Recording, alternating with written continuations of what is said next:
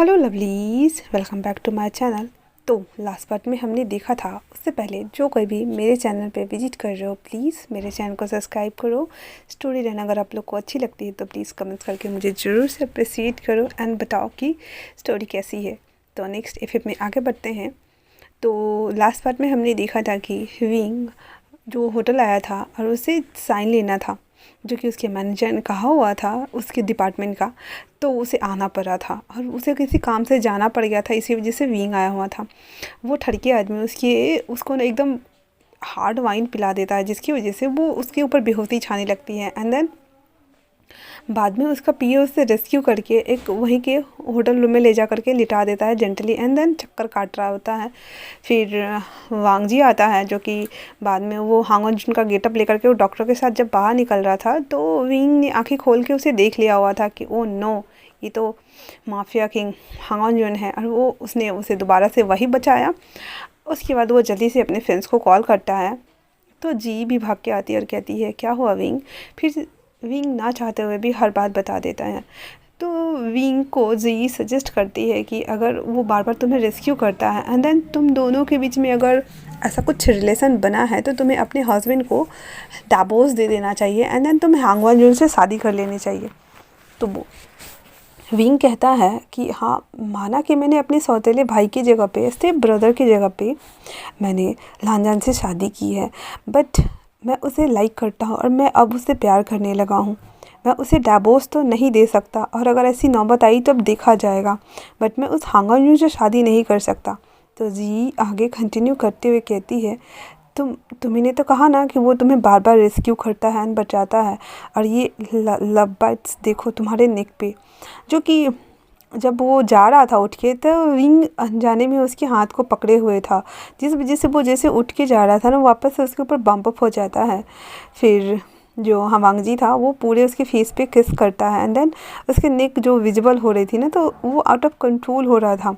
वो only for सक करता है, जिस वजह से हल्का हल्का रेडिश हो गया था, वो बाइट वाइट नहीं किया था। तो वो जब इसे टच करता है ना, फिर वो मतलब सोच रहा था ये सब कि मैं अब अपने हस्बैंड को क्या बताऊंगी।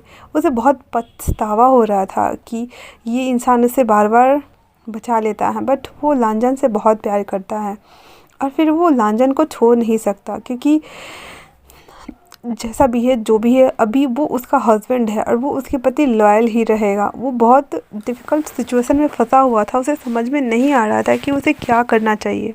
और शायद से मेरी हिस्ट्री क्लास वाली बात भी इन्होंने ही क्लियर की है, और वो ये बात जी को बताता है। जी जो कि सोच में डूबी हुई थी, और विंग भी कि अब विंग को क्या करना चाहिए उसे समझ में नहीं आ रहा था। ऐसे विंग को सोचता हुआ देख करके जिया, जो कि अभी उसे और ज़्यादा स्ट्रेस नहीं देना चाहती थी, तो जी उसे समझाती है कि विंग प्लीज़ तुम्हें अभी घर जाना चाहिए, जब जो होगा तब देखा जाएगा, हम बाद में समझ लेंगे, फिलहाल से तुम घर जाओ, ठीक है। इतना बोल करके वो विंग को मना उना करके उसको घर भेज देती है। घर आने के बाद जो कि उससे लेट हो गया था, तो देखता है कि लांजन अभी तक नहीं आया हुआ है, तो वो वापस से कॉल लगाता है। तो लांजन कहता है मुझे आने में थोड़ा और टाइम लग जाएगा बीबी, प्लीज़ तुम सो जाना। विंग वापस से वॉशरूम जाता है, कपड़े उपड़े बदलता है, शावर लेता है एंड देन फ्रेश होकर अपने बाल सुखा रहा था, और वो बाल सुखा भी रहा था, टॉवल से पोंछ भी रहा था एंड देन सोच भी रहा था कि क्या उसे जो कुछ भी हुआ है वो हांगन जून, एंड प्लीज़ बैकग्राउंड नॉइज़ पे ध्यान मत देना। तो वो बोलता है कि क्या जो कुछ भी हुआ था हमारे बीच और हांगन जून के बीच, क्या वो उससे लांजन को बताना चाहिए, और वो यही सब सोच रहा था। फिर वो वैसे ही रखता है, उसका जो नाइट शेड्यूल रहता है ना, वो कंप्लीट करने के बाद बेड पर आ जाता है और जो बचा हुआ काम था वो करना शुरू कर देता है। जब उसका काम फिनिश होता है तो लांजन अभी तक नहीं आया हुआ था और ज़्यादा लेट हो गया था। वो वापस से लांजन को कॉल मिलाता है, तो लांजन जो कि किसी की कुटाई कर रहा था और उसके हाथ खून खून हो चुके थे, बट फिर भी वो विंग के कॉल को देख के अटेंड कर लेता है और कहता है क्या हुआ है विंग, मैंने तुमसे कहा था ना तुम सो जाओ, मुझे आने में थोड़ा सा टाइम लग जाएगा।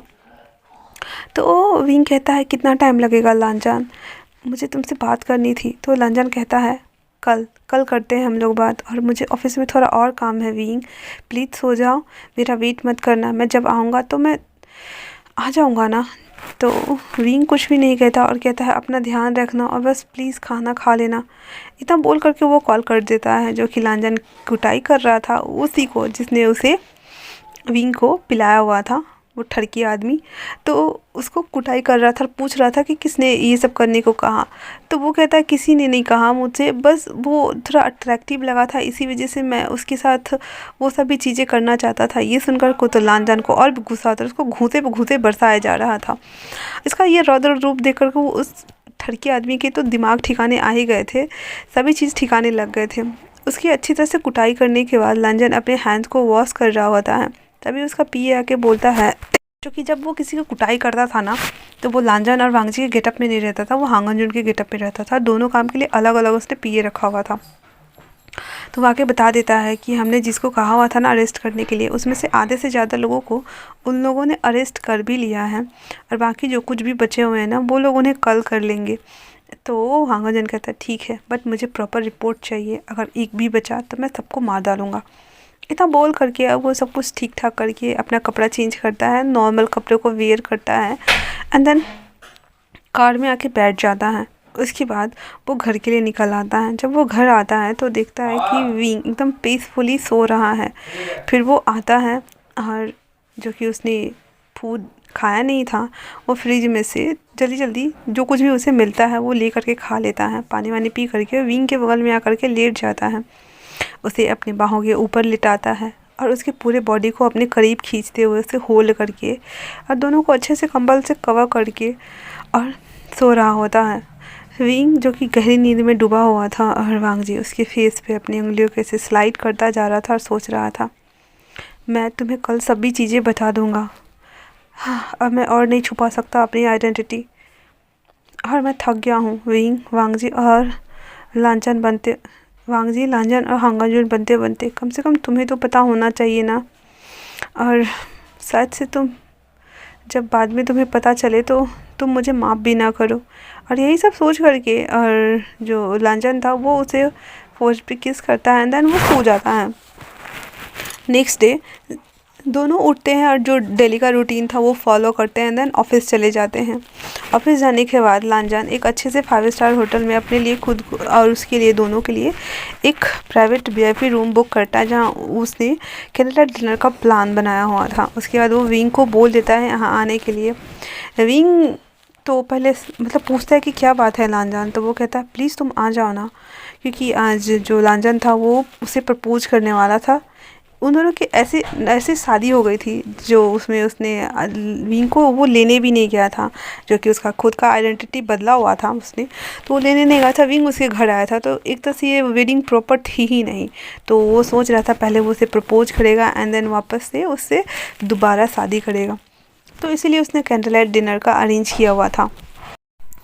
जब विंग आता है कैंडल लाइट डिनर करने के लिए और तो वांगजी जो लांजन था वो उसको खुशी पुल करता है एंड देन उसको बिठाता है और मतलब बहुत प्रॉपर वे से वो सभी चीज़ें करता है। विंग जो कि मतलब एक तरह से बोल सकते हो अपने ऑफिस वेयर ड्रेस में था, बट फिर भी वो बहुत ज़्यादा ब्यूटीफुल और एलिगेंट लग रहा था।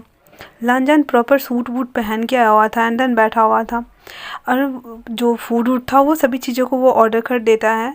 सभी चीज़ आने के बाद जैसे ही वो अपने पॉकेट से बॉक्स निकालता और उसे रिंग दे के प्रपोज करता, वैसे ही लांजन के फ़ोन पे रिंग बजती है और उधर से उसके जो डैड और मॉम थे ना वो कॉल करते हुए उससे कहते हैं कि तुम बहुत दिन हो गया है तुम घर नहीं आए हो।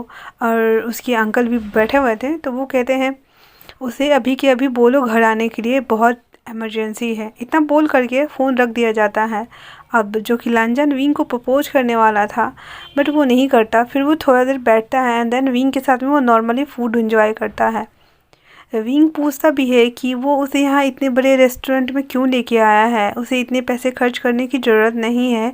हम लोगों ने तो अभी हाल ही में कुछ दिन पहले तो बाहर खाना खाया था ना, हम ऐसे पैसे वेस्ट नहीं कर सकते हैं। हमें एक एक पैसे को जोड़ के रखना है ताकि हम इन फ्यूचर उसका यूज कर सके। वो ऐसे बोलता है तो लांजन कहता है तुम्हें अपने हस्बैंड पे ट्रस्ट नहीं है क्या, प्लीज़ बिलीव मी ना। इतना बोल करके और वो दोनों फूड इंजॉय करते हैं। जो कि लांजन का प्लान ऑलरेडी चौपट हो गया था। तो वो जल्दी से विंग को बाहर लाता है और कार में बिठा देता है और कहता है तुम्हें घर जाना होगा विंग, बिकॉज मुझे कंपनी से कॉल आया है कि मुझे अभी जस्ट निकलना है कंपनी के लिए। लांजन तो पहले थोड़ा सैड हो गया था, बट विंग थोड़ा सा सैड हो गया था, बट लांजन उसकी फोरहेड पे किस करता है एंड देन उससे कहता है विंग आई प्रॉमिस मैं जल्दी लौट आऊँगा, तुम घर जाओ सेफली, ठीक है। विंग हाँ में मुंडी हिला देता है एंड देन वो चला जाता है। लांजन भी, जो कि उसके आगे पीछे हमेशा कार्स रहते ही थे, विंग के जाने के बाद जो उसके बॉडीगार्ड वाला कार था उसे वो कॉल करता है और वो सामने आता है। फिर वो उसमें बैठ करके और अपने मेंशन के लिए निकल जाता है। घर आने के बाद अंकल और उसके मॉम डैड सभी एकदम फायर थे। आने के साथ ही उसके डैड आते हैं और लांजन को एक थप्पड़ लगाते हुए कहते हैं मुझे ये उम्मीद नहीं था तुमसे लंजा कि तुम ऐसे करोगे। तुम्हें पता है ना तुम्हें ज्यूली से शादी करना है और तुम्हारे होते उसकी होते हुए तुम किसी और को डेट कैसे कर सकते हो। उतना बोलने के साथ ही वो पिक्चर्स ऐसे टेबल पे फेंकता है जिसमें विंग के साथ वो लोग जो क्लासिकल रेस्टोरेंट गए हुए थे 2-3 दिन पहले, वहाँ का कुछ पिक्चर्स था। वो उन पिक्चर्स को उस क्लिक किया होगा किसी ने, वो दिखाते हैं। ये देख करके तो लांजन एकदम शॉक कि क्या डैड ने उसके ऊपर स्पाई कराया है। फिर वो कुछ नहीं बोलता और बस खड़ा रहता है। उसके बाद उसके अंकल कहते हैं तुम्हें पता है ना कि 2 साल पहले क्या हुआ था, तुमने उसके साथ नाइट स्पेंड किया एंड देन अभी तुम किसी और को ऐसे कैसे कर सकते हो। तुम्हारा ऑलरेडी एक फियांसे है और तुम एक के रहते हुए दूसरे के साथ डेट कैसे कर सकते हो। तो लांजन बोलता है मैंने उससे शादी कर ली है और अब वो मेरा हस्बैंड है। और रहा सवाल ज्यूली का, तो 2 साल पहले मैंने उसके साथ कुछ भी नहीं किया है। मुझे नहीं पता वो कैसे आया और वो सब क्या था, लेकिन हाँ मैं जानता हूँ कि मैंने उसके साथ कुछ भी नहीं किया है।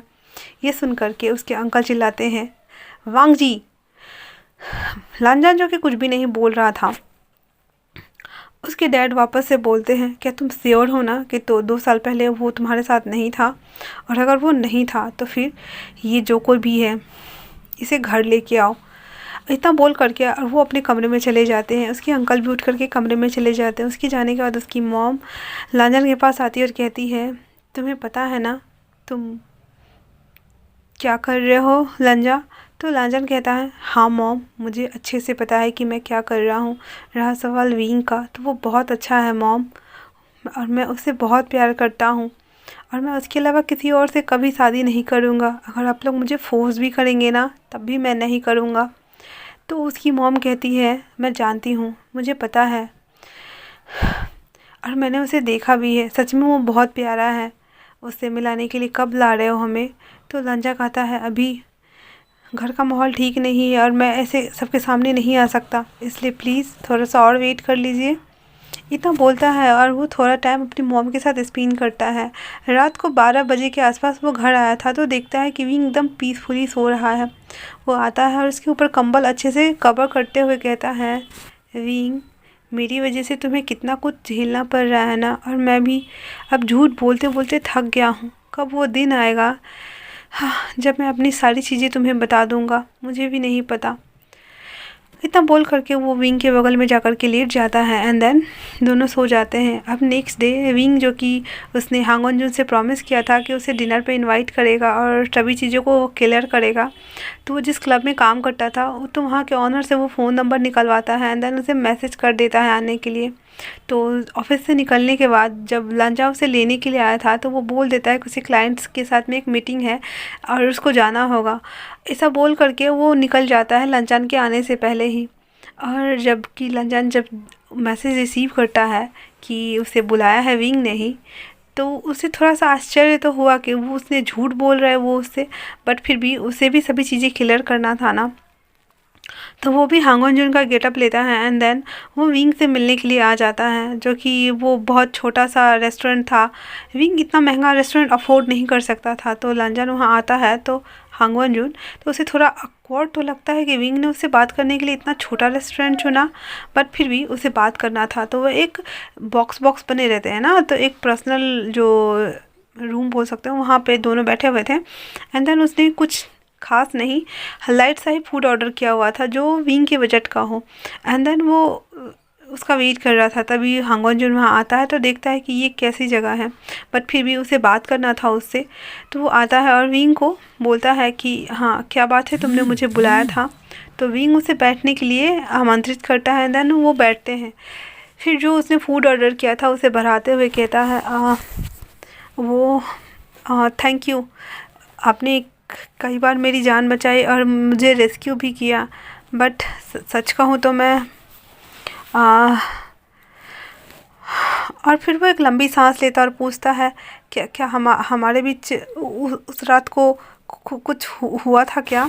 तो हांग वनजुन पहले ये सुनता है तो उसे हंसी आ रही थी, बट वो अपनी हंसी को कंट्रोल करता है। एंड देन वापस से नॉर्मल एकदम कूल होते हुए कहता है अगर हुआ होगा तो क्या करोगे तुम। तो विंग बोलता है कुछ भी नहीं, मैं बस जानना चाहता हूँ कि क्या हम दोनों के बीच में वो सभी चीज़ें तो नहीं हुई थी ना। तो हांग वनजुन दोबारा से उसकी टांग खिंचाई करते हुए कहता है अगर हो गया होगा तो क्या तुम अपने हस्बैंड को छोड़ दोगे। तो विंग के पास कोई शब्द नहीं मिल रहे थे, वो क्या कहे नहीं कहे उसे नहीं पता। हांग वनजुन आगे कहते हैं कि अगर हुआ होगा तो क्या तुम अपने हस्बैंड को छोड़ दोगे विंग। तो विंग कहता है मुझे नहीं पता कि मैं क्या करूँगा, बट आप मुझे बताइए प्लीज़।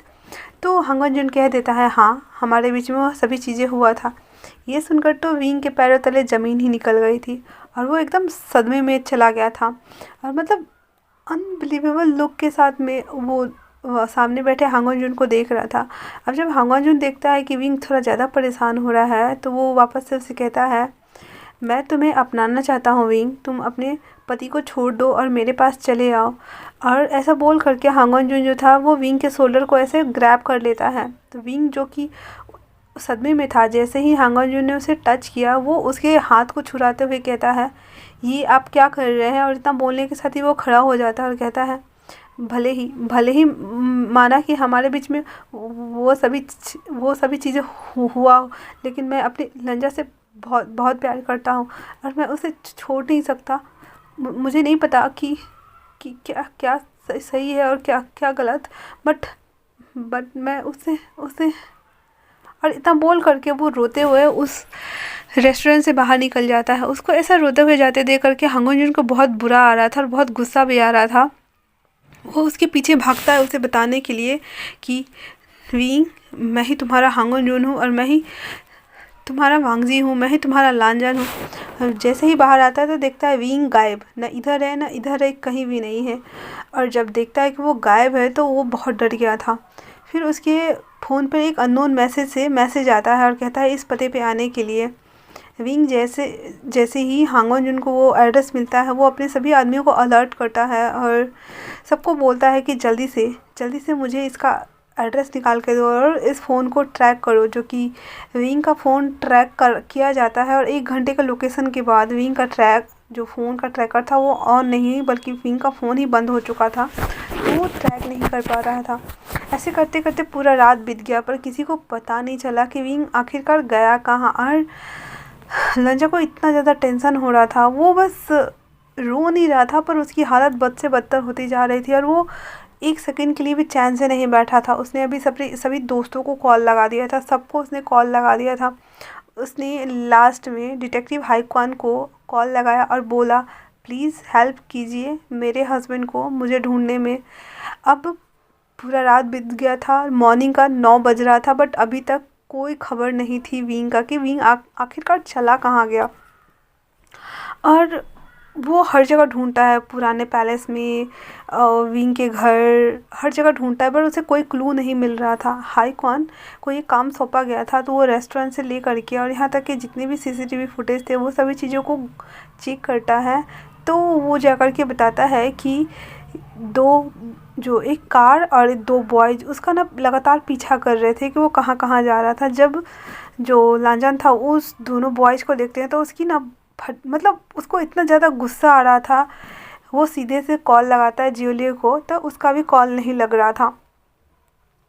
फिर उसे एक वीडियो मैसेज रिसीव होता है जिसमें दिखाया गया था कि विंग और जियोलियो दोनों को अलग अलग कुर्सी पे बांध के रखा गया है और एक मास्क पहने हुए आदमी उसको बोल रहा है कि अगर तुम इसे बचाना चाहते हो तो जल्दी से इस पते पे आ जाओ। ये देख कर के तो जो वांग जी था उसका और हाई डिटेक्टिव हाईकॉन दोनों को मतलब बहुत ज़्यादा शौक लग गया था, क्योंकि उसने इतने अच्छे तरीके से सब चीज़ को ये खोजबीन किया, बट उसे कोई क्लू नहीं मिला। और अभी तो और सबको लगा कि शायद से इसके पीछे जियोलियो होगा, बट उसे भी किडनैप कर लिया गया है और ये भी, तो उसे समझ नहीं आ रहा था।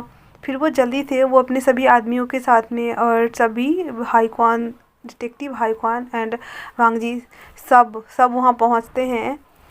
तो देखता है कि एक कुर्सी पे जियोलियो को बांध के रखा गया और दूसरी कुर्सी पे विंग को बांध के रखा गया। उस मास्क मैन ने ये कहा कि ओ, तो इसे बचाने के लिए द ग्रेट वांग जी आए हैं, बट मैंने तो हांगन को कहा था आने के लिए, तो फिर वांग जी क्यों आए हैं बचाने के लिए।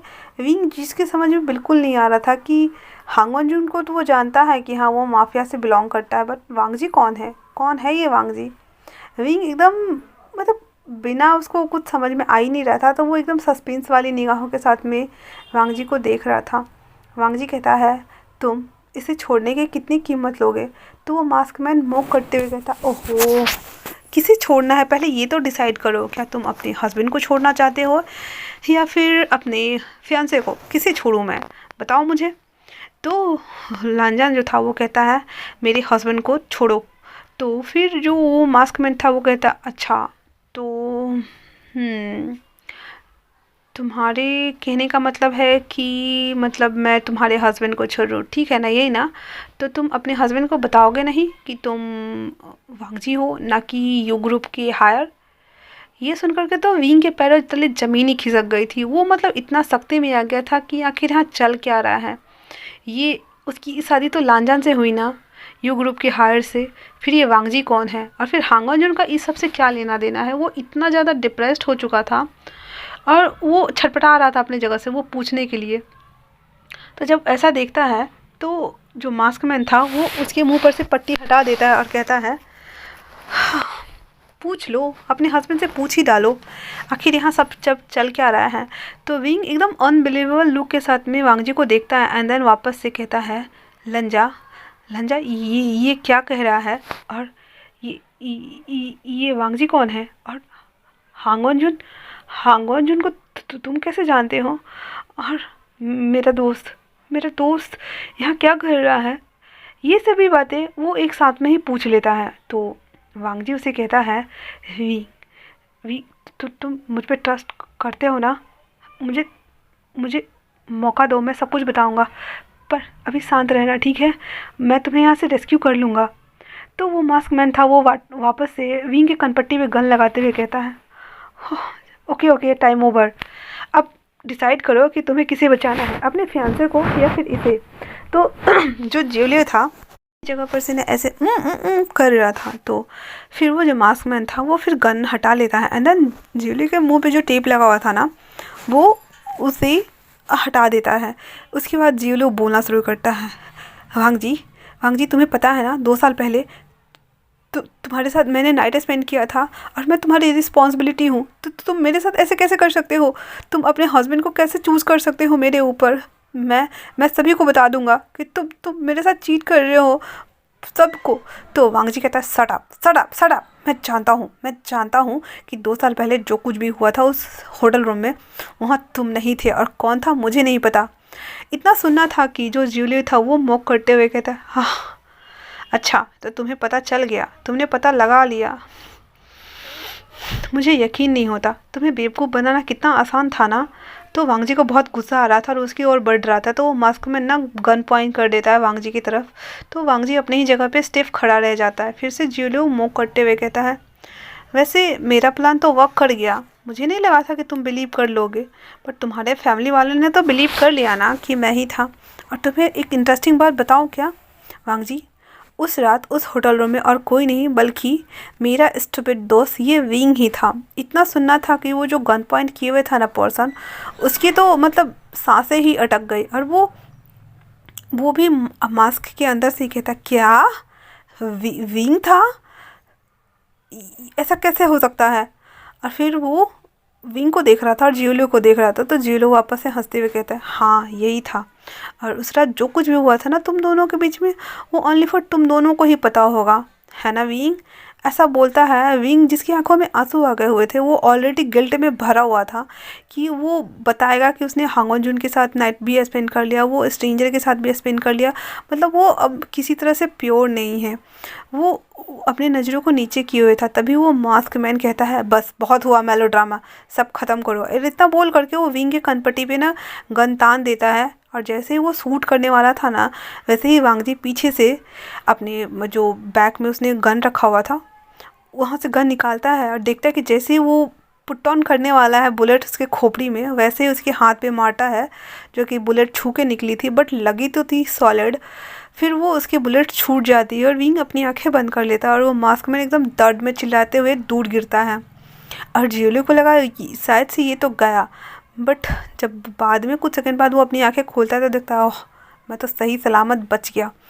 फिर उसके बाद वांग जी के जितने भी आदमी थे वो सभी उस सभी आदमी को पकड़ लेते हैं। फिर उस मास्क मैन को ला करके और वांग जी के सामने बैठाया जाता है।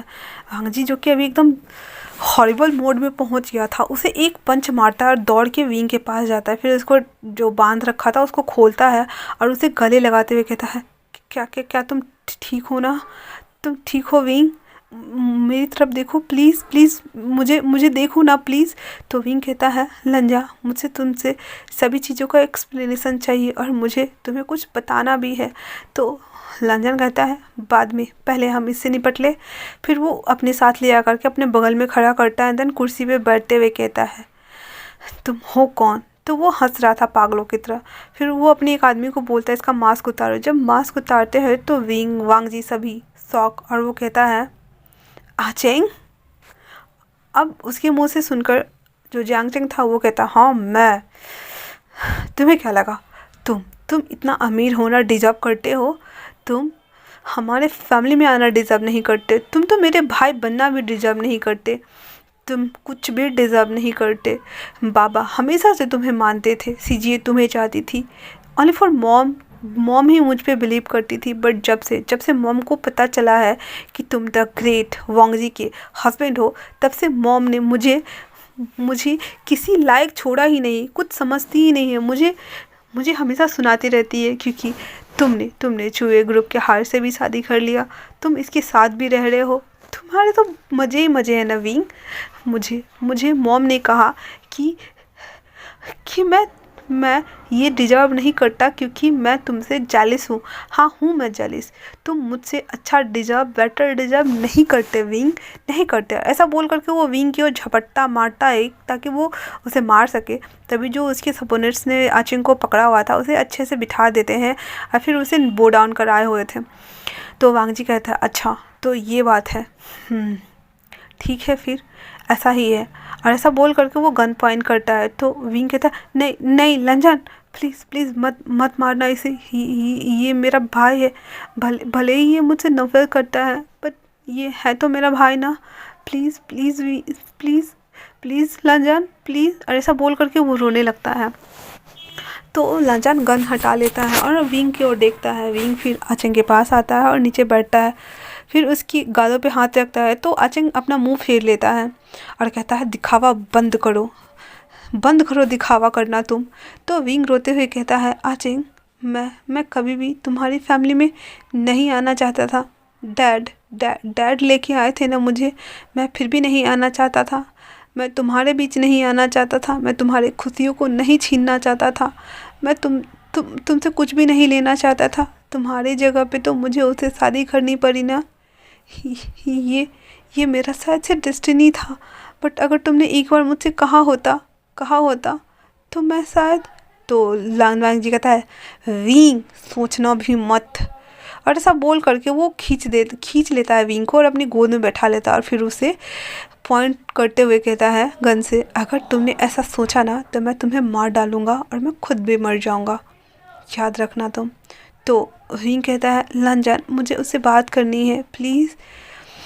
तो फिर उसे छोड़ देता है। वो वापस से उसके पास बैठते हुए कहता है, आचेंग तुम हमेशा से मेरे भाई थे और रहोगे। मैंने नहीं सोचा था कि जेलसी एक दिन तुम्हें इतना नीचा गिरा देगी आचेंग। तो जैंगचिंग कहता है, हाँ बोलने में क्या जाता है, तुम मेरी जगह होती तब तुम्हें पता चलता ना भाई, मैं तुम्हें अपना भाई नहीं मानता, दूर हो जाओ मुझसे, ऐसा बोल करके वो उसे धक्का दे देता है। तो विंग थोड़ा सा स्लाइड हो जाता है। फिर वो वांगजी उसे उठाते हुए अपने सभी सबोर्डिनेट्स के कहता है, ये दोनों को ले जा करके जेल में डाल दो, ऐसा बोल करके उन दोनों को बोलते वहाँ से ले जाने के लिए। उसके बाद लांजान विंग को लेकर के घर आता है। घर आने के बाद वो कहता है, विंग मुझे मुझे तुमसे कुछ बात करनी है। उससे पहले जो विंग था वो कहता है, लंजा मुझे भी तुम्हें कुछ बताना है, मैं पहले की तरह प्योर नहीं हूँ। तो उसकी बात सुन कर के लांजन कहता है, नहीं, मेरा विंग हमेशा से प्योर था, है और रहेगा। तुम यही कहना चाहते हो ना कि तुम जो हांगवन जिनके साथ तुमने नाइट स्पेंड किया था, इस वजह से तुम्हें गिल्ट फील हो रहा है कि तुमने मुझे धोखा दिया है। ऐसा नहीं है विंग, वो भी मैं ही हूँ। तो विंग कहता है, क्या क्या क्या मतलब है लंजा तुम्हारा?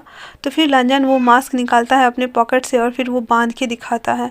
विंग फिर उसके फेस को टच करता है एंड उसे रिकॉग्नाइज करने का कोशिश करता है। तो उसे समझ में आ जाता है कि लांजान ही हांगवन जून है। तो मतलब वो अभी भी शॉकिंग था। फिर लांजान मास्क उतार देता और उससे कहता है, विंग मैं ही लांजान हूँ, मैं ही वांगजी हूँ और मैं ही हांगवन जून भी हूँ।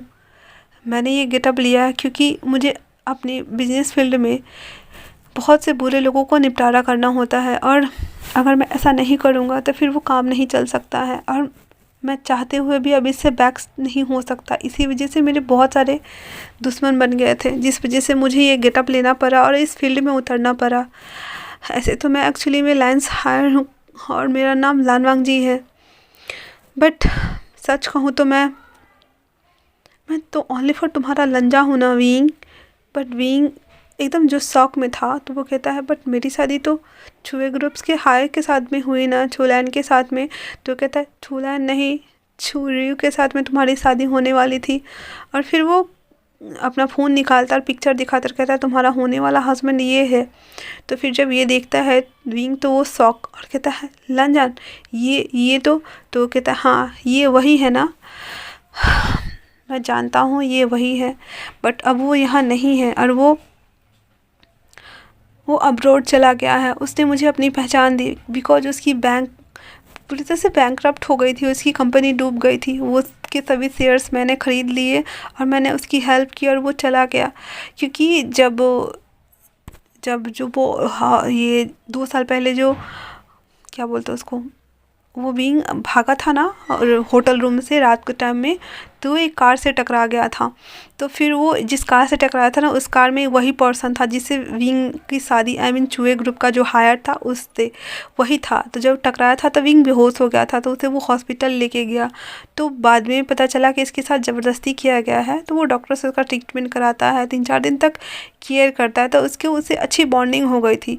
बट दोनों को नहीं पता था कि ये वो चूहे ग्रुप्स का हायर है और ये विंग है, आचिंग का भाई, जिसके साथ में उसकी शादी होने वाली है, उसका भाई। इन दोनों को कुछ नहीं पता था।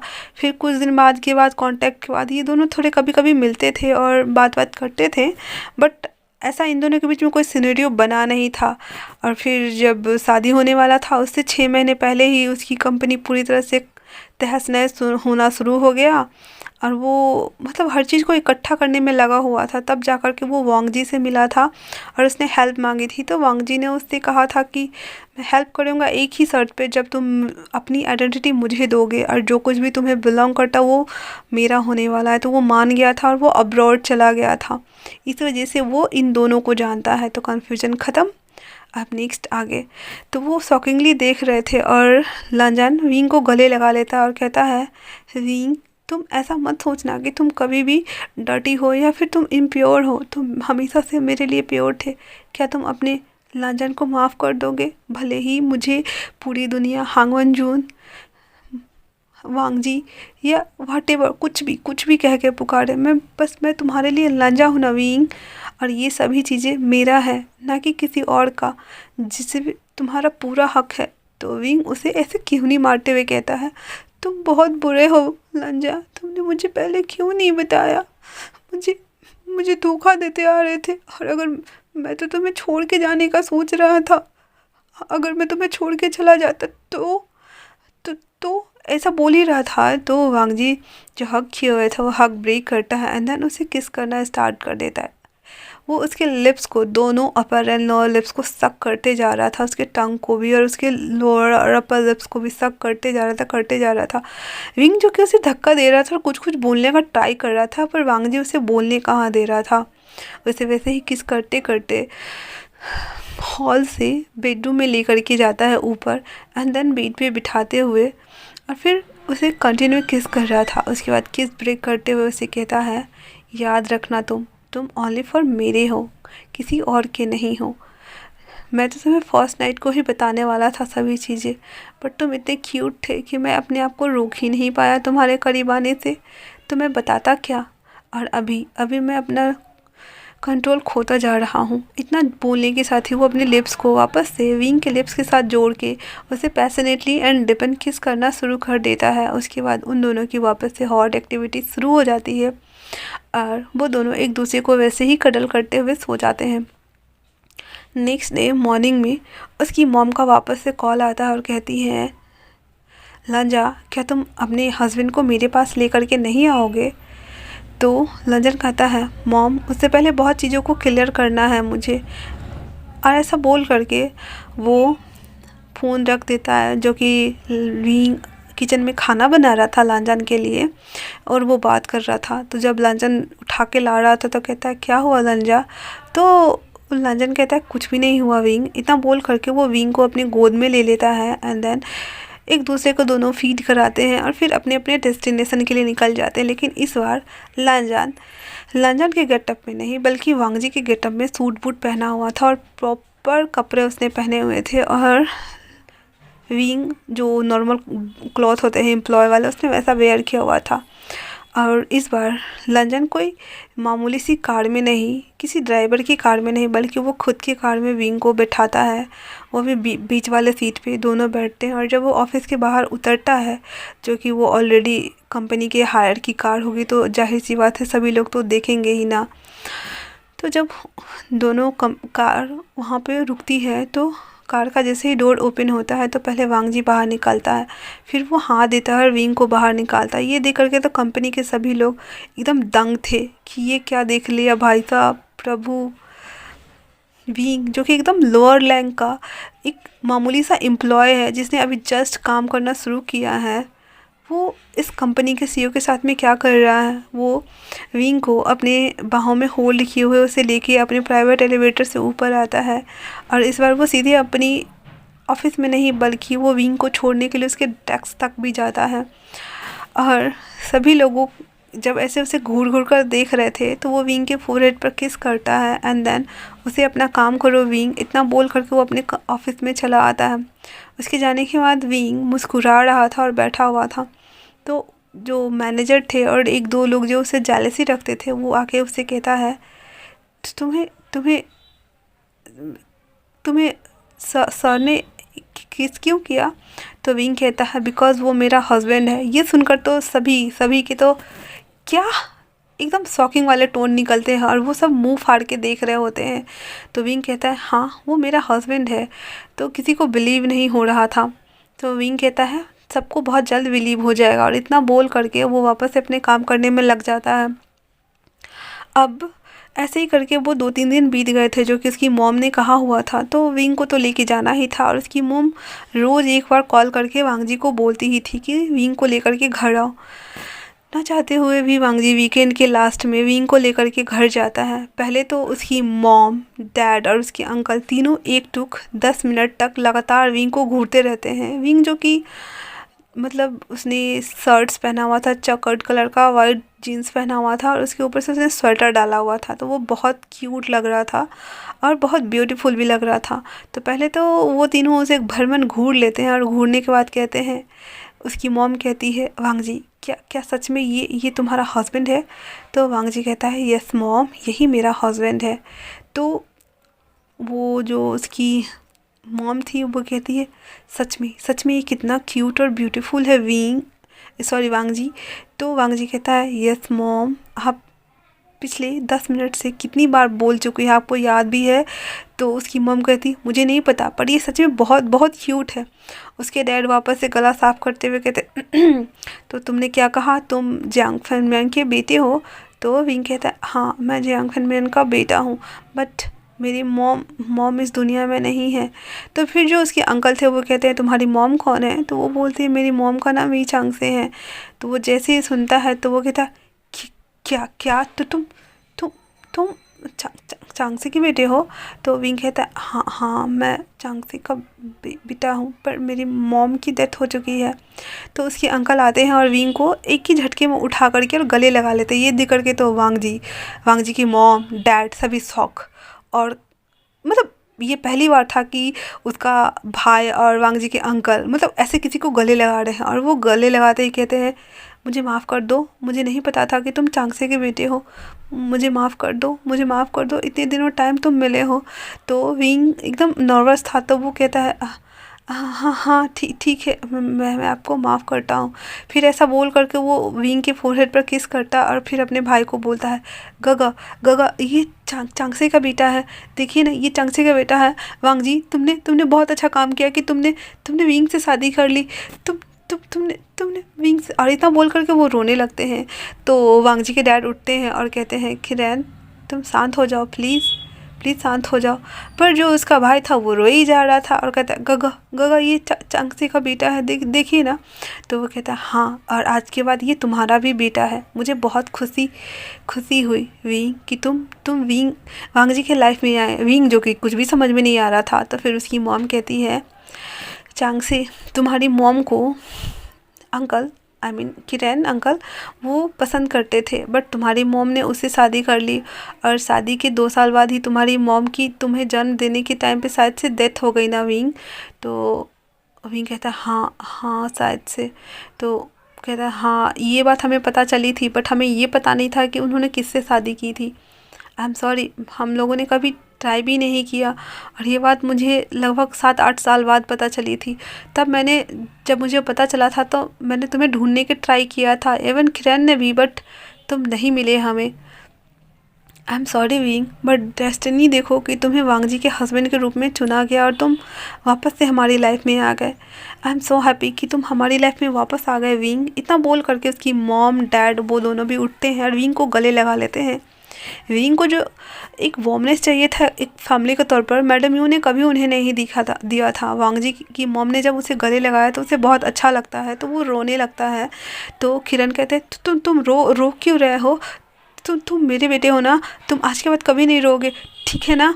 गगा गगा ये रो क्यों रहा, ये हाइपर हो रहा था। तो वांग जी के डैड एंड मॉम कहते हैं किरण तुम शांत हो जाओ, वो रो नहीं रहा है, वो बस खुश हो रहा है, इसी वजह से उसे ऐसे रोना आ रहा है। तो फिर सभी लोग उसके बाद जब सब नॉर्मल हो जाते तो तब खाना खाते हैं एंड देन वांग जी विंग को लेकर के अपने अपार्टमेंट में वापस आ जाता है। अब कुछ दिन बाद धूमधाम से, जो कि उन दोनों का मैरिज फिक्स, ऐसे तो मैरिज हुआ ही था बट पूरी दुनिया के सामने में करना था ना, ताकि सबको वांग जी चीख के बता सके कि विंग ओनली फॉर माइन, ये मुझे बिलोंग करता है। सभी न्यूज़ में जब ये खबर आई थी और जब उसके कंपनी के लोगों को पता चला था तो पहले तो वो लोग हाँ क्या उसने सच कहा था, मतलब उन लोगों को विश्वास ही नहीं हो रहा था जो विंग ने कहा था। बट एट द एंड अभी तो सच था ना। तो वैसे ही विंग अपने लिए जो ड्रेस सेलेक्ट किया हुआ था वो ड्रेस पहन करके तैयार हो रहा था और मिरर के सामने देख रहा था और एक बार सभी चीज़ों को फ्लैशबैक में याद करता है कि ये जर्नी कहाँ से स्टार्ट हुई थी और कहाँ एंड हो रही है। मतलब इतनी अच्छी एंडिंग उसने कभी सोचा ही नहीं था। तभी अंकल खिरैन, जो कि अब उसका बायोलॉजिकल फादर बन चुके थे, मतलब फादर तो नहीं थे बट उन्होंने विंग को अडॉप्ट कर लिया था और उसने विंग को प्रेशराइज किया था कि उसे वो डैडी बोले। अब तो विंग के दो डैडी हो गए थे, वांग जी के डैडी भी डैडी एंड किरण भी डैडी। तो वो बोलता है डैड मैं रेडी हो गया हूँ, चले। तो अब पहले तो वो विंग को अच्छे से एक टुक निहार लेते हैं एंड देन उसे फोरहेड पे किस करते हुए कहता है welcome home to my son, ऐसा बोल कर गया। फिर उसे अपने हाथ में हाथ टैंगल करते हुए विंग को बाहर लेके आते हैं। अब वेडिंग वाले स्टेज पे जहाँ पे वांग जी ऑलरेडी विंग का वेट कर रहा था, जैसे ही वो विंग के देखता उसकी दिल की धड़कन बहुत तेज़ हो चुकी थी। हालांकि वो दोनों साथ रहते थे, उन दोनों ने सेक्स किया, बातें की, 24 घंटे एक दूसरे के साथ रहते थे, बट फिर भी आज वांग जी को कुछ तो अजीब हो रहा था। उसे कुछ अलग एहसास हो रहा था विंग को देख करके, मानो ये सभी चीज़ें पहली बार हो रही हो और ये एकदम डिफरेंट था। ये फीलिंग उसे समझ में नहीं आ रही थी। हाँ, वो प्यार करता था विंग से बहुत ज़्यादा, बट फिर भी जो हो रहा था वो नया था उसके लिए।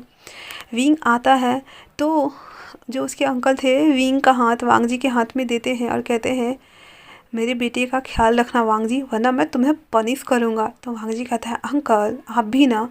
तो उसकी आंखों में आंसू थे, तो वो वापस से वांग जी को गले लगाते हुए कहता है, मुझे खुशी है बेटा कि तुमने विंग को लाया अपनी लाइफ में, I am proud of you. ऐसा बोल करके वो वांग जी को फोरहेड पे किस करते हैं, फिर विंग के फोरहेड पे किस करते हैं, देन वो वापस से नीचे आकर के अपने भाई के पास जाके बैठ जाते हैं।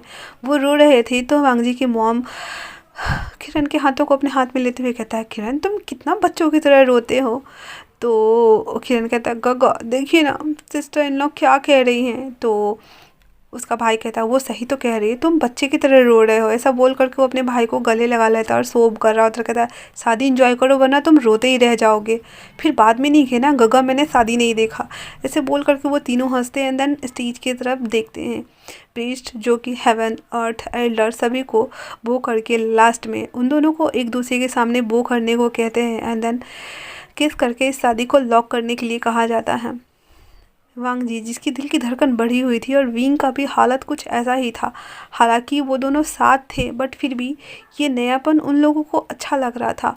वो दोनों पास आते हैं, वांग जी विंग को अपने करीब खींचता है और उसे एक सॉफ्ट सा किस करता है। फिर उसके बाद वो किस टिपन हो जाती है एंड देन कुछ सेकेंड किस करने के बाद दोनों सेपरेट होते हैं और एक दूसरे को देख के बहुत खुश थे। फिर वो दोनों अपने दोनों हैंड्स को एक साथ जोड़ते हुए जितने भी उस हॉल में लोग थे वो सभी को अपनी वेडिंग रिंग दिखाते हैं और प्रूव करते हैं कि आज के बाद वो दोनों हस्बैंड एंड हस्बैंड है। और इसी के साथ ही ये प्यारा सा फैन फिक्सन ख़त्म हो जाता है और बाकी फ़ैन फिक्सन की तरह इसकी भी एंडिंग अच्छी थी। तो आप लोगों को कैसा लगा ये फ़ैन फिक्सन मुझे कमेंट्स करके आप लोग ज़रूर बताएंगे। और एक बात, कभी कभी कुछ कुछ चीज़ें कहीं से मैच हो जाती है बिकॉज़ मेरी कहानी के प्लॉट्स बहुत सारे मैं मानवा से या अदर्स जहाँ से मैं रीड करती हूँ या फिर मैं हिंदी के प्लॉट्स को ईजान में कन्वर्ट करती हूँ, तो हो सकता है कि कभी कुछ मिल जाए बट ऐसा नहीं है। ये सभी मेरे द्वारा लिखी गई है और मुझे ऐसे ही बहुत तरह तरह के आइडियाज़ आते रहते हैं और आप लोगों को मेरी स्टोरी लाइन अच्छी लगती है ये जान कर के मुझे बहुत मज़ा आता है। Thank you so much, thank you मुझे अप्रिसिएट करने के लिए और मेरी छोटी सी यूट्यूब की फैमिली हिस्सा बनने के लिए। I love you my lovelies parathas, I love you so much. तब तक के लिए थैंक्स फॉर वॉचिंग।